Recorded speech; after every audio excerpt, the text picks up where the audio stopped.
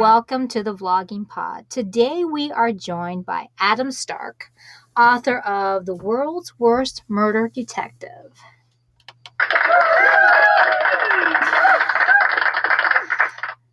Hello, Adam. How are you today? Great. Pleasure to be here. Awesome. Welcome everyone to the room. I had to start a few things, so I didn't notice everybody enter, so my apologies. Usually I'm a little more on the board with that. So as usual, Adam, I did a little bit of investigating into your past. Wonderful. Does that scare you or delight you? Delight. Wonderful. So tell me about the 12th largest state in the U.S., Minnesota. Well, I love it and hate it at the same time. It's got everything I want and everything I hate all in one place. Oh, okay. So tell me about the loves first.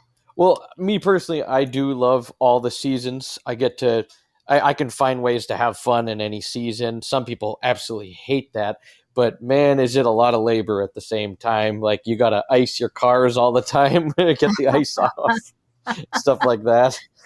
Well, I can relate. We live in Ohio, so we do get a little bit of the ice.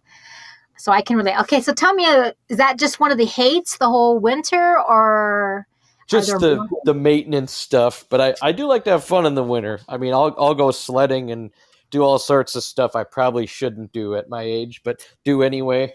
Well, that's awesome. Okay, so were you born and raised there? Or Yes. Okay. You were born and raised there. All right.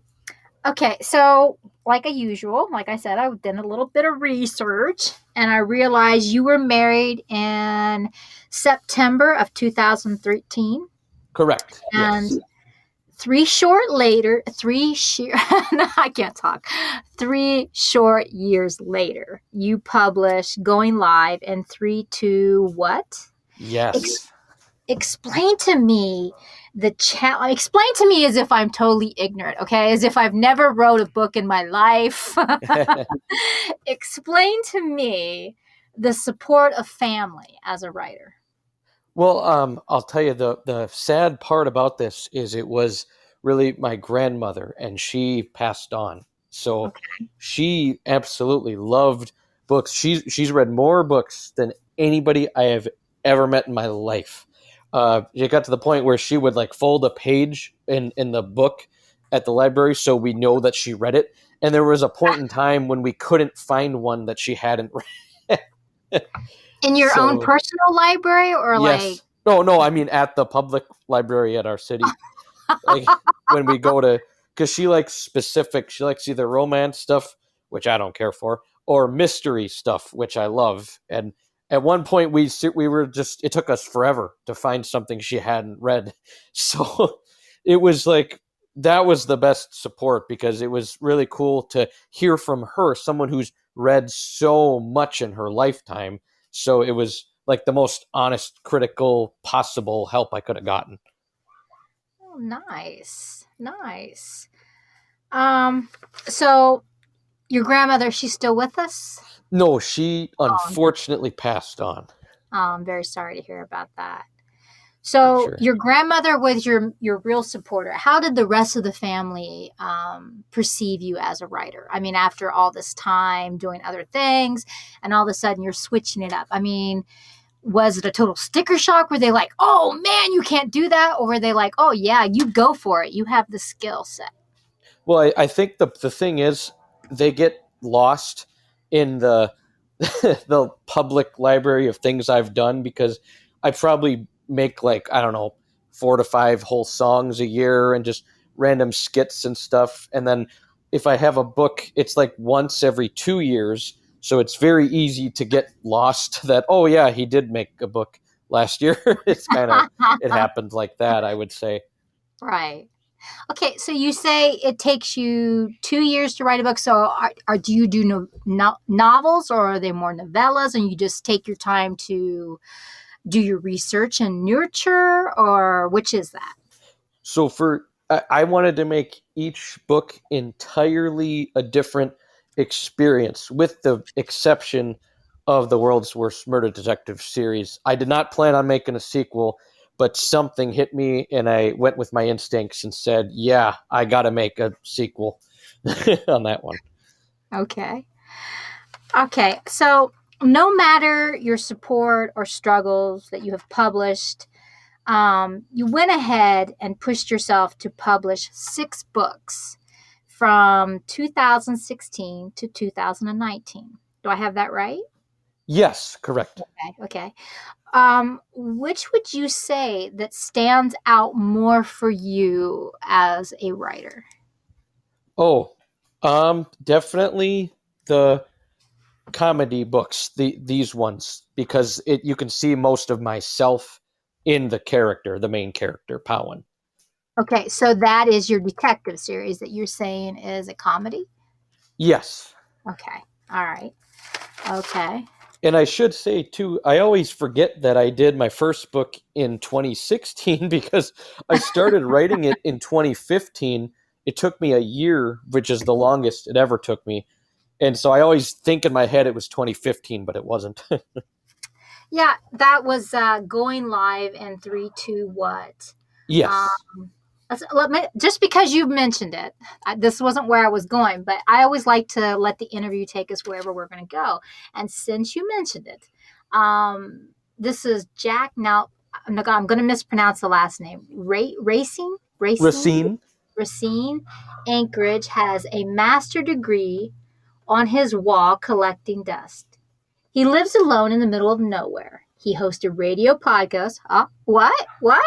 A show that caught the attention of some very dangerous people.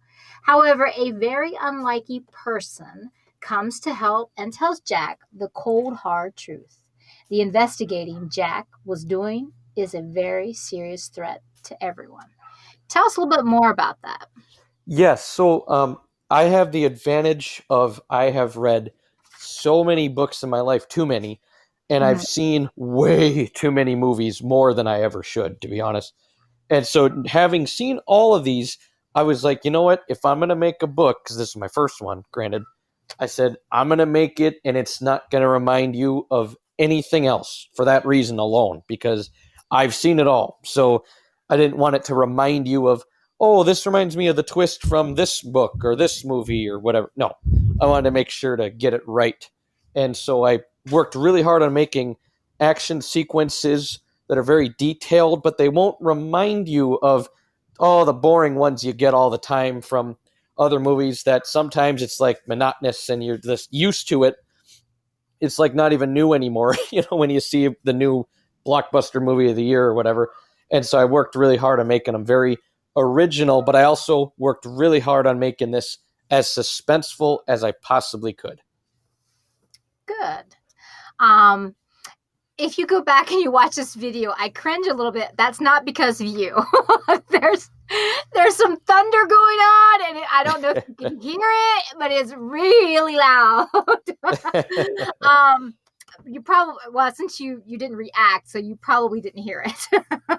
But trust me, you can hear it on my side. Okay, so speaking of your writing, let's slow a bit of a talk about your process. I hear you write the ending first.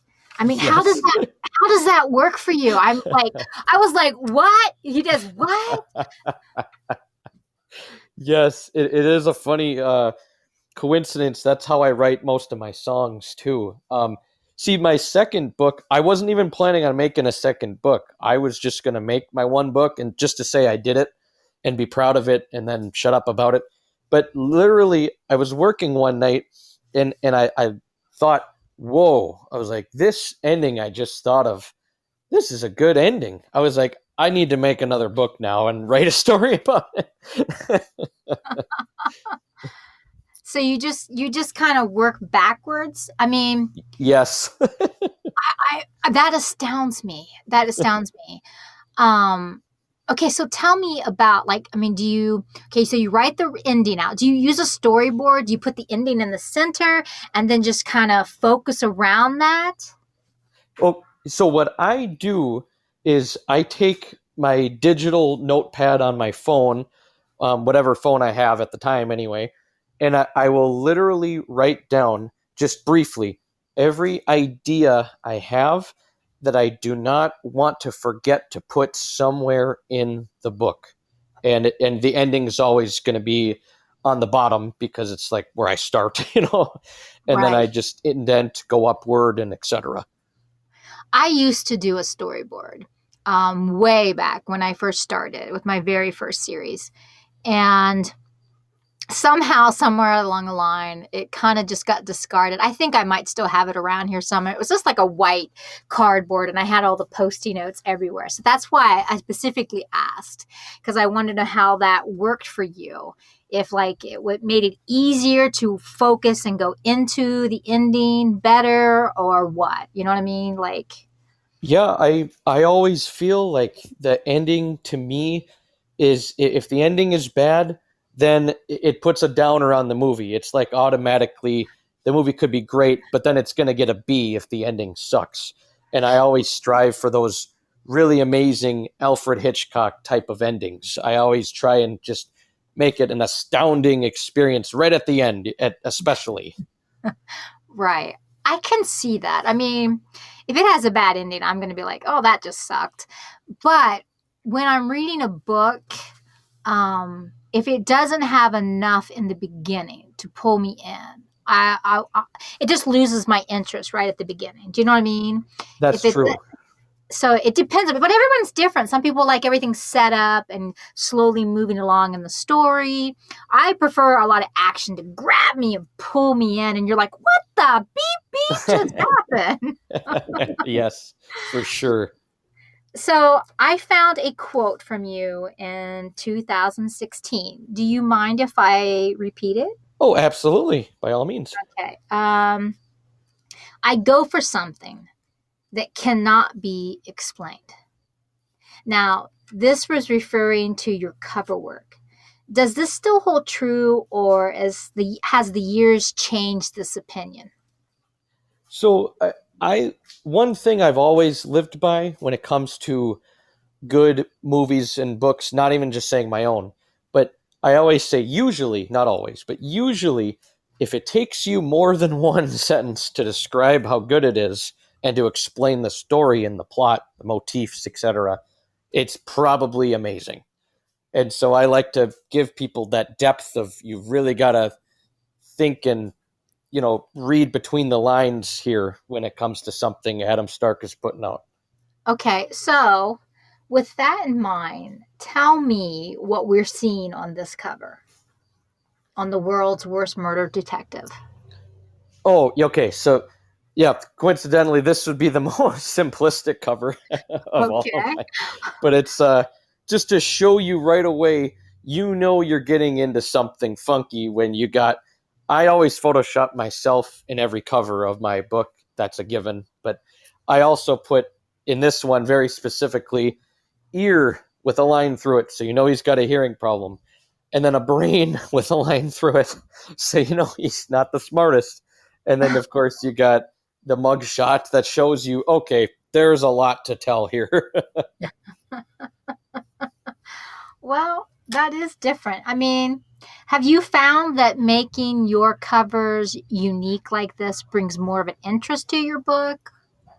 That is my hope. I think so, but I can't judge, I guess, but I hope so.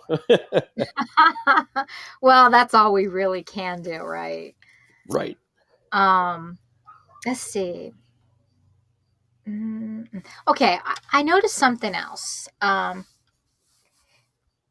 You have a favorite book.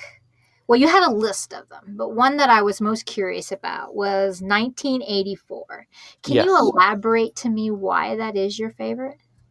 Yes, because, and first of all, anybody listening, don't watch the movie, please. For the love of God, don't watch the movie 1984. It does not do it justice at all. But It's really crazy about all the things that George Orwell said that has come true. Most of them, unfortunately, come true. But there's just so many things in there, so many just astonishing predictions and things. And this was written in the 30s. It's Ah, mind blowing how much of the things he said came to fruition. And it was also a book that my dear friend Jeff showed me. He passed away, but he showed me this, and my life changed. I was like, oh my word. okay. So tell me a little bit more about the plot of the book. I mean, give me a little more details about 1984. I'll tell you, to be honest, it was like 9 years ago when I read it last. It was so long ago, but Okay. I just remember the things he was saying about like the Queen of England and stuff, that just astonishing things that blew my mind, and it just intrigued me. And just the way to look at the world differently than we're taught to look at the world is kind of what I took from it, at least at the time. I should definitely reread that now that you mention it. Okay. So now I'll be honest with you. I found this on your interview that you had listed on Smashwords. My self interview. Your self interview. Yeah, I found that interesting. And like I said, I like to go through and take little notes and notations. Now, you do have a few other books here that you say that your favorite. I'm just trying to find a little bit more about you, where your interests lie.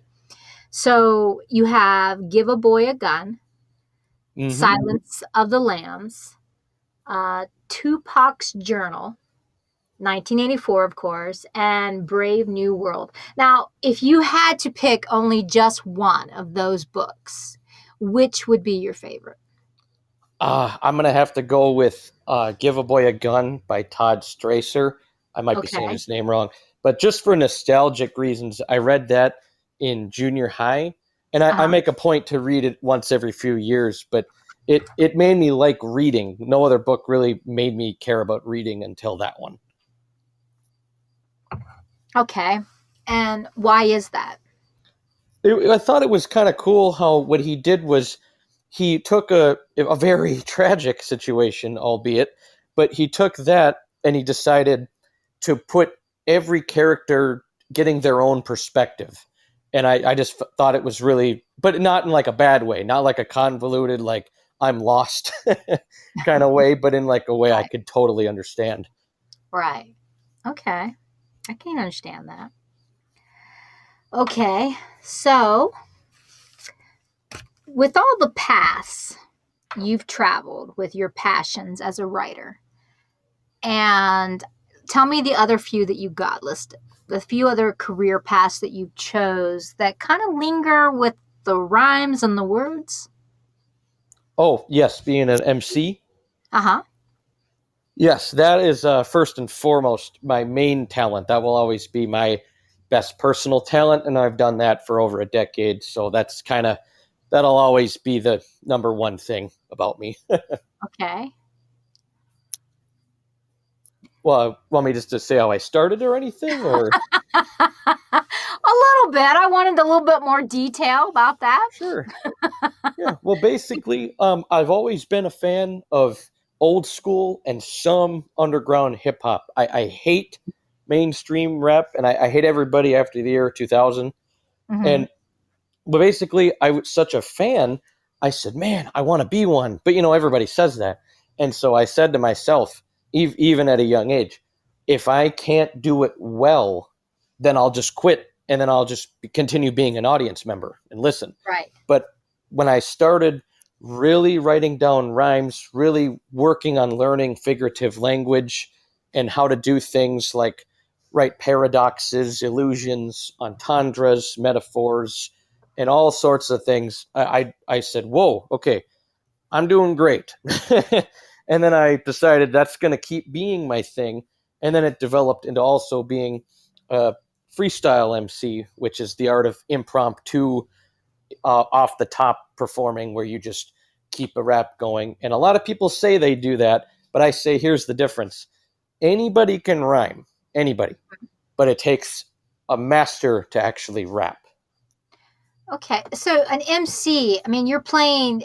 You're playing. It's kind of my. Is it kind of like a DJ in the sense for clubs? Unfortunately, no, I wouldn't say that. Okay. I'd probably be more famous that way, though. Well, I thought I'd ask. No, it's just writing a verse, showing it off to your friends. I mean, that's how it starts, and Uh-huh. then it's put it on online, and then show people. And I tell people, criticize me. Look at my lyrics. Really, really look at them, read them. You can see exactly what I'm doing, and you might miss something. Something could go over your head, and you see how I type in the lyrics and I put them in parentheses for multiple meanings, and you Uh-huh. go, "Oh, I didn't even notice that. I didn't even peep that when he said it." Very spoken word style. And then freestyling is another big thing, of course, because anybody can rhyme. But when I'm really putting compound syllable rhyming together and just creating stories out of thin air seamlessly, and I can do that all the time and I put it online and stuff, that's the type of thing that I like to show, showing my talent. Right. Okay, so when you're emceeing, does that go along with your YouTube channel? Would you consider Yes, that? Okay, so you're showcasing it, is what your emceeing is. that's a perfect way to put it, actually. Yes, Okay. showcasing. All right. Okay. Now I'm following you. I'm following you now. Okay, we're only a few minutes over, but I want to ask you one more final question, all right? Yep. Okay, so as you followed your passions, your MC and letting the hip hop music move you along, tell me one chosen path that you've always been back, even as a writer before that. Something creatively bound that you've wanted to do and still haven't, but you just might. Oh, yes. Okay, that is 100%.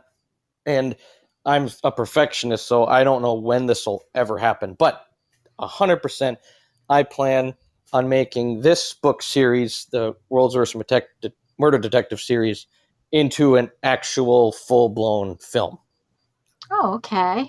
because that would be awesome. I would love to see people I know in it, random people I don't know, acting in it, and I would love to show it because it's showing courtroom stuff, detective stuff in a new light that's never been done before. That's very interesting. Well, I want to thank you very much, Adam, for being on the show tonight. No, thank Um, you. well, it's my pleasure. It was a joy to have you on. I want to thank our audience for coming in every time we have one of these shows. It really means a lot. I thank you so much. I wish you guys a wonderful evening. Stay tuned to next Tuesday. We're going to have a little bit of a special treat. We're going to have two authors in one interview. And we just might do a little special something extra for Facebook. So please stay tuned. Have a great evening, everybody. Thanks again for tuning in. Bye bye for now.